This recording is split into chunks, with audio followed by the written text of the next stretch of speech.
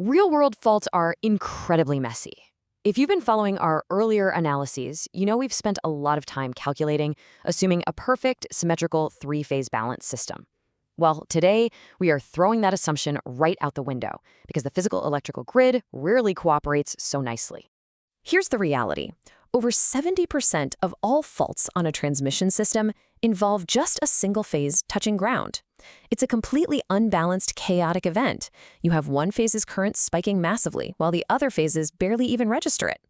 Everything we calculated in our standard symmetrical short circuit analysis, it just doesn't apply directly to this kind of mess. We absolutely need a totally different mathematical trick. And to solve this mathematically impossible situation, we rely on a genius breakthrough from over a century ago. It's Charles Fortescue's 1918 transformation trick. He mathematically proved that any unbalanced set of three phasors, no matter how wildly chaotic, can actually be expressed as the exact sum of three perfectly symmetrical, balanced phasor sets. So instead of pulling our hair out over one messy, unbalanced system, we just break the chaos down into three manageable parts, add them all together, and you reconstruct the original unbalanced condition perfectly. What makes this so powerful is how Fortescue splits that messy fault into three independent, decoupled, single-phase circuits. First, you've got the positive sequence network. That's three phasors of equal magnitude, 120 degrees apart, rotating normally in ABC order, exactly like your healthy system. Then, the negative sequence network, which is also balanced, but rotates in reverse, ACB. And finally, the zero sequence network, where there's no rotation at all because all three phasors are identical in magnitude and perfectly in phase. Because these networks are totally decoupled in a balanced grid design, we can solve each one independently using the simple single-phase per unit tools we already know. It turns an impossibly complex three-phase problem into three simple single-phase problems. Now, one of those networks requires some special attention, the zero sequence network. There's a massive warning attached to this one. Because all three of its phasors are identical and moving perfectly in phase, they do not cancel each other out at the neutral point like the positive and negative sequences do. Instead, they add up. That means zero sequence current absolutely requires a physical return path. It literally has to flow through a grounded neutral or through the Earth itself.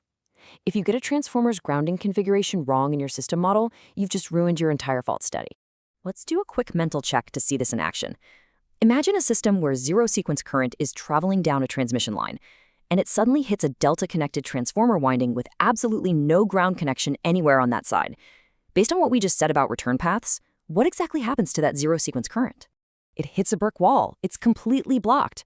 The lack of a ground path effectively creates an open circuit for that specific part of the zero-sequence network. It just can't flow through, even though the positive and negative sequence currents pass through completely normally. This isn't just some mathematical trivia, it's a defining property of the grid. Protection engineers rely on this exact behavior every single day when they are placing and coordinating ground fault relays. Of course, we don't just crunch these sequence numbers for fun, we apply them to actual engineering problems to keep people safe. For instance, look at how we use the sequence math in IEEE Standard 80. This standard maps out the actual asymmetrical fault current, which includes a highly disruptive, decaying DC component. To find the effective root mean square value of this asymmetrical current over the duration of the fault, engineers have to use an adjustment multiplier called a decrement factor, or DF.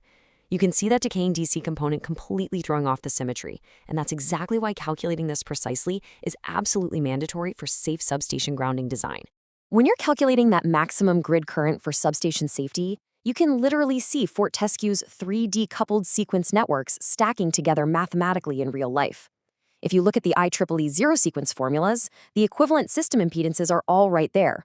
R1 and X1 for the positive, R2 and X2 for the negative, and R0 and X0 for the zero sequence. Depending on the exact fault type, these specific sequence impedances from the entire system are interconnected in the equations to solve for the exact current flowing into the Earth. It is literally a 1918 mathematical theory directly powering modern grid safety calculations today. But here's where things get really interesting. Modern grids are throwing a massive curveball into these traditional fault calculations. As we rapidly replace our conventional spinning synchronous generators with inverter-based renewable resources, like wind and solar, the fundamental physics of the grid changes completely. Inverter-based resources provide very limited fault current, and crucially, they completely lack inherent rotational mechanical inertia. So when a fault hits, the system's rate of change of frequency, or ROCOF, increases dramatically. Suddenly, our stable, predictable fault models are trying to make sense of a highly sensitive, low-inertia environment where the frequency can rapidly drop right out of safe bounds. Because these low-inertia, renewable heavy grids are so susceptible to rapid frequency and voltage deviations during faults, engineers are basically being forced to innovate. To mitigate these weak grid conditions, we're actively implementing advanced control strategies. We're deploying grid-forming inverters that actually establish the voltage and frequency references rather than just passively following the grid. We're utilizing virtual inertia control to artificially emulate the heavy, spinning physics of the generators we've removed. And in some cases, we're even installing synchronous condensers, essentially massive, freely spinning motors, just to physically inject that vital rotational inertia back into the system. So you came into this explainer with unbalanced faults looking mathematically impossible to solve. But now you have these three beautifully decoupled sequence networks built.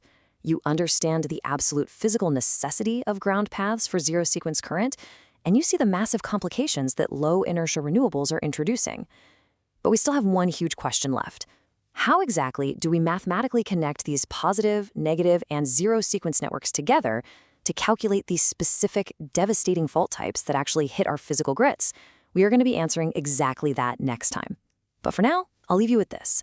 As our grids become increasingly complex and dominated by power electronics rather than heavy spinning physics, are our century-old mathematical tricks still going to be enough to keep the lights on? Or are we on the verge of needing a complete mathematical revolution?